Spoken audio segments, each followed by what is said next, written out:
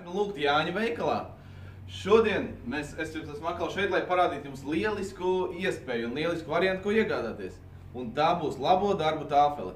Īpaši uzmanību es gribētu pievērst biroju vadītājiem un viņu ikdienas problēmām.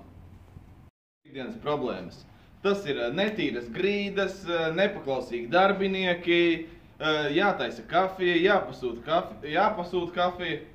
Un tas viss ir katru dienu un no jauna sākās. Tieši tāpēc ir izgudrota jauna tāfele, kas palīdzēs visus šos pienākumus izdarīt citiem jūsu vietā. Ir kā zaļā lapa starp rudens oranžajām lapām. Pieņemsim, iedomāsimies 3 darbiniekus, kas man ir. Tas ir Jānis, tā ir Anna un tā ir Ieva. Ko viņi visu dienu dara? Ko viens pa otru domā? Tā dzer kafiju, tā aizliek krāsēs, tā aizliek sūdzās. Šitais būs pilnīgi savādāks variants. Viņi paši viens otram centīsies darīt labus darbus. Pieņemsim, Jānis no rīta katru dienu Ievai taisīs kafiju. Ieva katru dienu ar Jāni ies iekšā uz pusdienām un nežēlosies.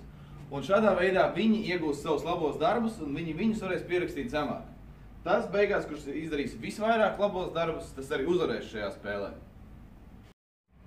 Un ko tas dod jums kā biroja vadītājiem? Tas atvieglos jūsu darba dienu. Jums būs vairāk laika veltīt citām laikām, nevis kaut kādiem ķildiņiem un vienkārši darbinieku motivācijas uzlabošanai. Bet galvenais, tā ir vairāk nauda. Un vairāk nauda nozīmē to, ka jūsu sadarbības partneri būs apmierinātāki, jo jūsu biroja darbinieki ies uz tikšanām daudz apmierinātāki un daudz priecīgāki. Es jūs vēl nepārliecināju. Es jums nepiedāvāju vienu ieguvumu, es jums piedāvāju dubultu ieguvumu, jo tikai tagad pasūtot, jūs saņemsiet dāvanā arī šo lielisko otro tāfeli, kas ir vienkārši zaļā krāsā. Tāpēc paldies, zvanam un sūtam!